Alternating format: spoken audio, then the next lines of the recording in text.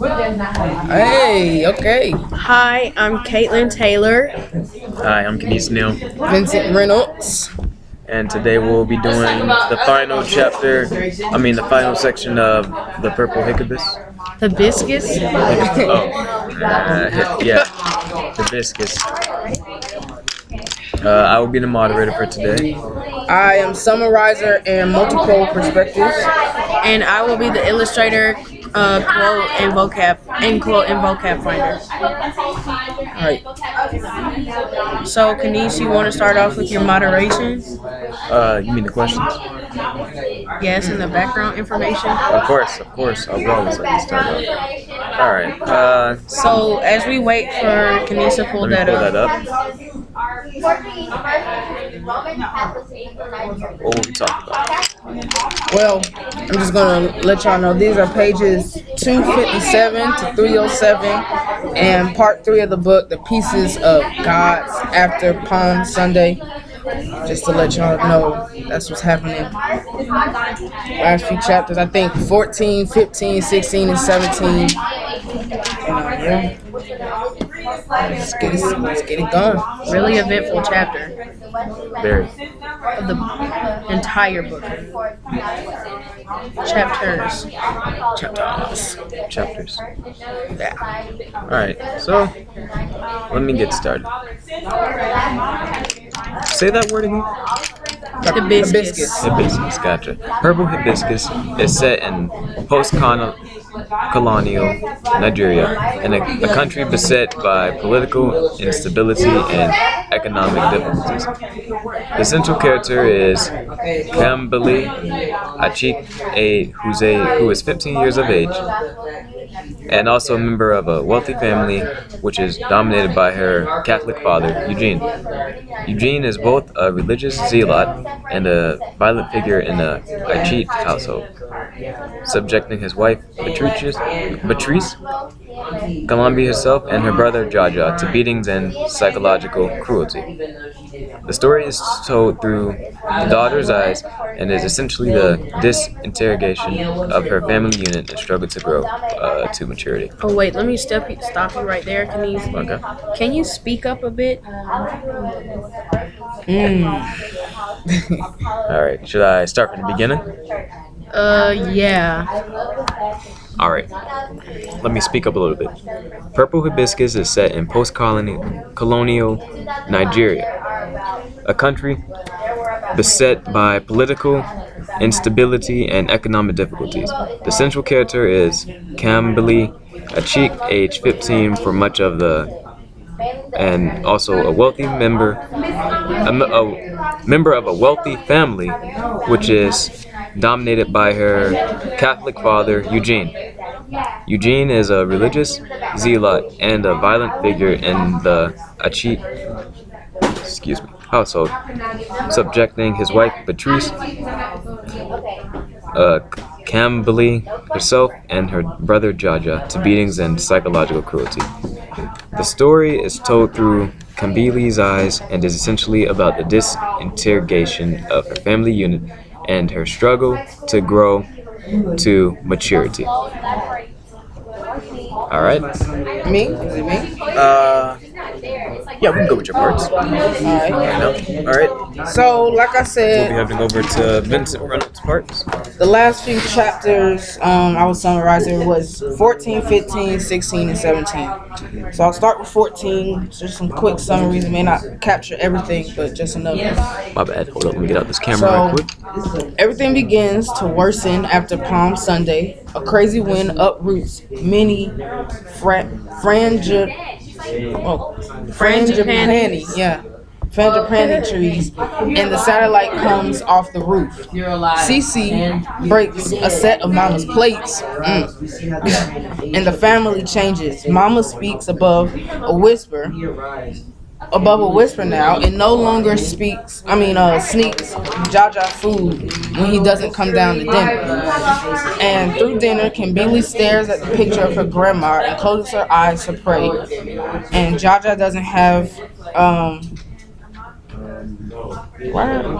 doesn't leave the room and barricades it with his desk. So he doesn't really care to go to dinner at all.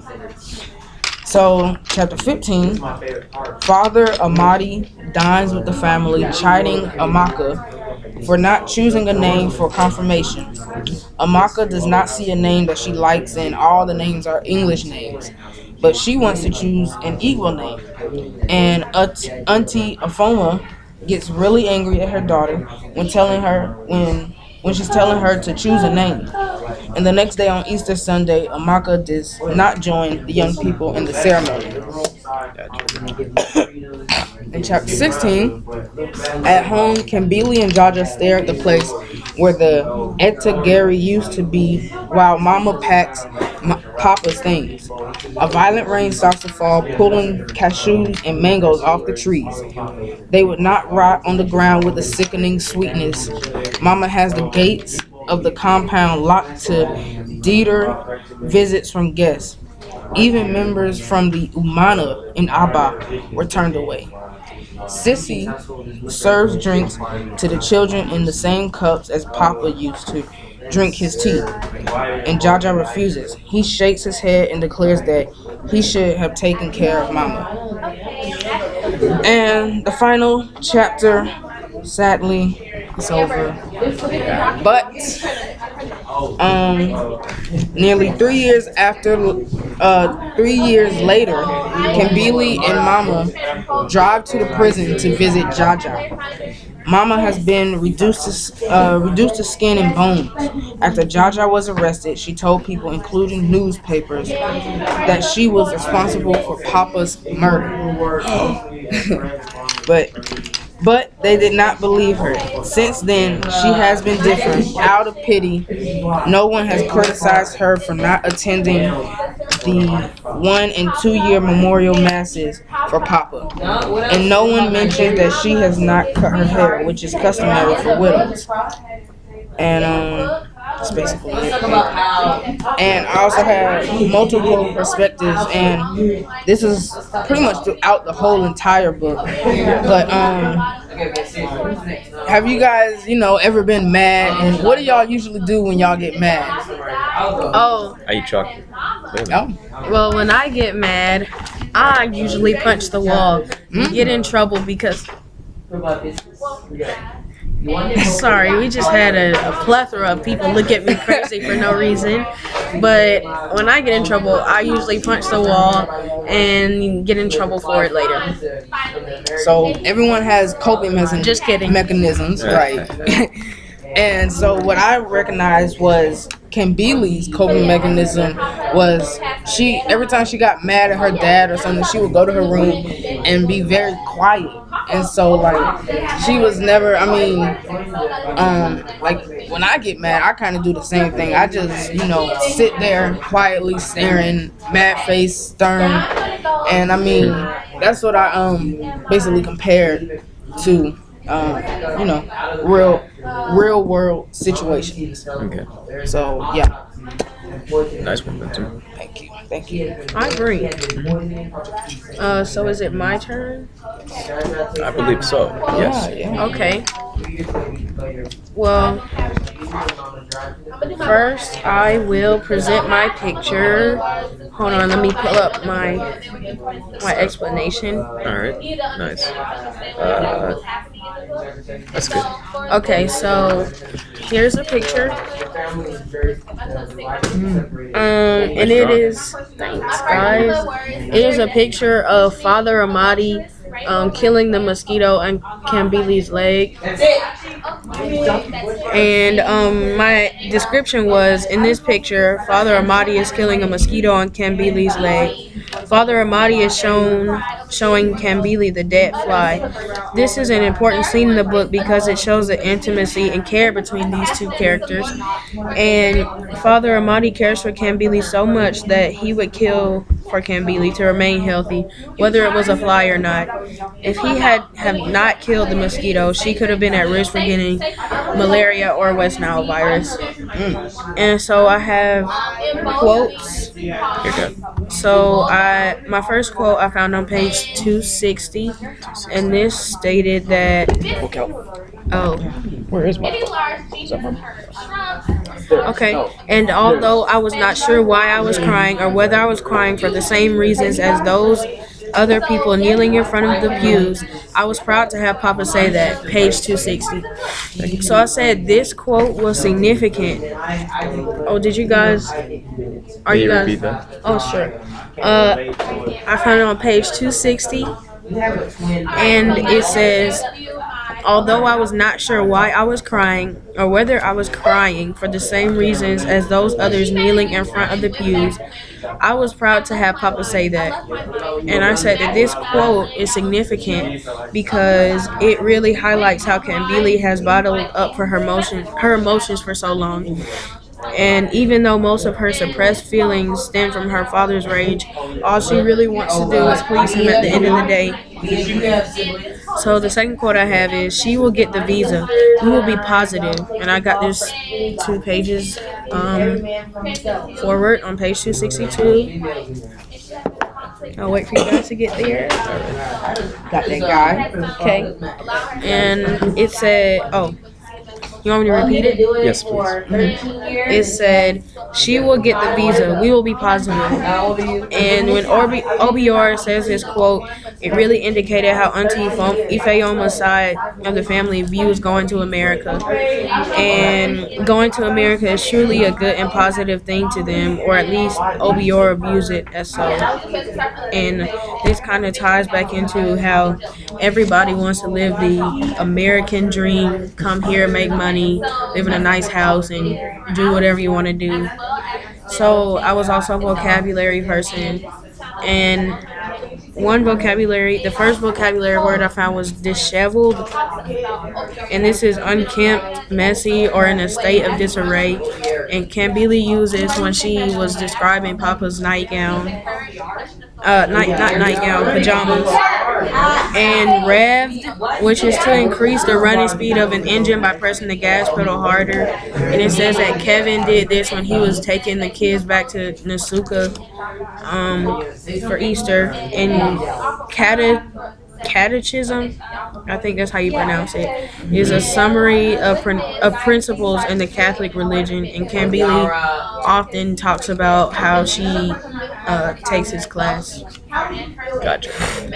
So now do we want to get Kanice with the discussion questions? Of course. Let me pull those guys up.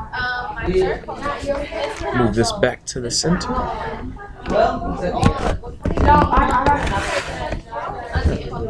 Man. I guess we're ready. Is everybody ready? Mm-hmm. Alright, for my first question. Alright, so throughout the whole book, there has been moments where everything has gone silent. What do you guys think? How do you guys think silence is used in the book, and what is its importance? Silence. Yes. Okay. Well, does that mean like how I was saying, like Kambili when she gets mad and stuff? Are you saying like? No, it's more like, remember when Cece broke Mama's plates? Mm-hmm. That was a moment of, and then that moment of silence happened, and then you notice a change happened. Well, I'm not gonna say my answer first, but you guys can go ahead and say what you guys think that means. Okay, well, I kind of think that silence, it really has to do with, well, Kambili, she often mentions how, like, people from Auntie Ifeoma's side of the family, they haven't learned the art of silence, which is to, like, not cry loudly and stuff like that. And I think that silence really, like, resembles their, like, hardship in the book, if that's what you're asking. Because like you said, when, like Vinny mentioned earlier, when Kambili is mad at her father, and she disapproves of something that he does, she just she silently cries. She silently does this. She goes to her room and doesn't say anything. And I think that silence really serves as like the kind of security blanket for the bad things that go on in the family. Well, what do you think, Vincent? I was gonna say silence pretty much goes with the event that has happened. Like, if something crazy, it's like, if something crazy happens, you're gonna give a moment of silence, either to respect it or you're just surprised at what happened. With that silence, like an example, 9/11 every year on that day, schools give a moment of silence for the time to respect the event that happened because of it was just crazy what happened, and like I said, surprising. And so I think it just depends on like the event that happened, like you said, with the plates breaking. Gotcha. All right. So what I said was, I basically said that silence, it's whenever the silence happens, usually a change happens with one of the characters in the household. Like when Mama's figurines were broken, not the figurines, the plates. When the plates were broken, you notice that she did a few things differently. Like when she took Jaja his plate, she didn't fold it up in the laundry anymore. She actually handed it to him on a white tray. And when she doesn't speak in a whisper tone anymore, she's not timid anymore. She's more assertive. Yeah, and outspoken. Yeah. And that's basically what I answer that. Next question, everybody. Do you think Patrice killed Eugene out of the safety for her own children or for her own gain? Wait, say it again. I'm sorry. I couldn't hear it out loud. It's fine. Do you think Patrice killed Eugene out of the safety for her children or for her own gain? Well, I think that she kind of killed Papa for kind of both reasons. Well, first, I know that she is a very caring person, so I know that she was thinking with Kambili and Jaja in mind when she poisoned Papa. Yeah. But because he almost beat Kambili to death, he burned their feet with scalding hot water and did other physically and emotionally damaging things to them, and it was just putting a damper on the family, and the kids were starting to really be affected by it. So I think that she did it because of the children, and I think she also did it for herself because Eugene has caused her to have a lot of miscarriages, and people are starting to talk about her because I don't know if you remember, but in Things Fall Apart, when a woman keeps having miscarriages, it looks bad for the family, and it's said to be some type of curse. It's the superstition. So people are starting to talk about her that way, and it's not her fault. And the same thing, silence. People are just keeping silent about the she's pregnant, then the next few weeks she's not because she had a miscarriage already. So I think she's also doing it for herself because Eugene, I don't know, but yeah, I'm pretty sure that it was painful, so I do think she also did it for herself. What do you think, Vincent? I was gonna say mostly for her game, but like Caitlin said, I think it's both as well because, the kids, of course, were being harmed terribly, and so was she, and that could go towards her game and the kids' game. But like Caitlin said, she cared about the family a lot, and we saw that throughout the book also. So I think it was mostly both. Okay, and I said that. Make sure you say. And guys, the literature circle does have to be 25 minutes. 25. Yep. Okay, so who's ideal? This wins. Okay, Ms. Wynn. Alright, so what I said about that was that Mama did it for the safety of her children, because when you think about it, the children, well, Jaja mainly, was taking it for the worse. Like, he wasn't going to commissionary anymore. He wasn't doing anything related to the religious, to like their religion anymore. He was basically defying his father in many ways, and I really don't think he even respected his father that much anymore. Yeah. I mean, I could see how some would say that it was for her own gain, because as you can see, like you said, Caitlin, miscarriages, having that happen a lot, that's not a good look for a lady in this time. Well, in their setting. And yeah. All right. Next question. So, all right. So this was around the end of the book when Jaja took the rat. Took the rat. Took the rat. No one gets that joke I just made? No. Jaja said to the police officers that he used rat poison to kill his father. Yeah. Okay. Oh. Okay. Yeah. Took the rat. I get it. All right. Oh, my jokes. Anyways, if you were in the same position as Jaja, would you have taken the same action as him? No, would you have took the same action as him? I'm sorry. Well, I believe that I would have taken the same action as Jaja because their mother has had to go through. Well, actually, can you repeat the question again? I don't think I got the full understanding. All right. So, if you were in the same position as Jaja during the time to protect his mother, would you have taken that same action as him?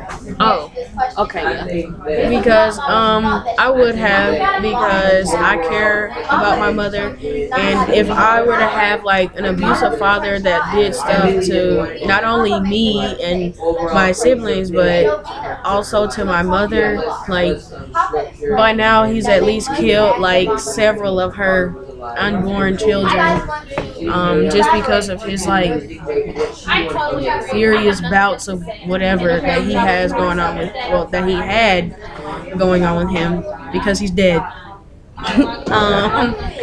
Yeah. I would have, because I could never let my mother like sit in jail for something that really deserved kind of to happen, and that's what I have to say for that one. All right. Okay. So, I would have taken that action to protect my mother because, well, that's my mom. Like, your mom is your life, really. I mean, your mom has everything. Like, she is your foundation. If you don't have your mom, I mean, you don't got, I can't say nothing. You still got your dad. But I mean, the dad's You dead. know your dad. well, the dad's dead in this case. But Continue with the question. yeah, but like your mom is your foundation, like I said, and if you don't protect your mom, because she would do the same for you, then I don't see like how are you supposed to love your mom? Like, Man, we are not that's listening to her. plain example of showing affection for one. I mean, yeah. So All right, and 2 minutes.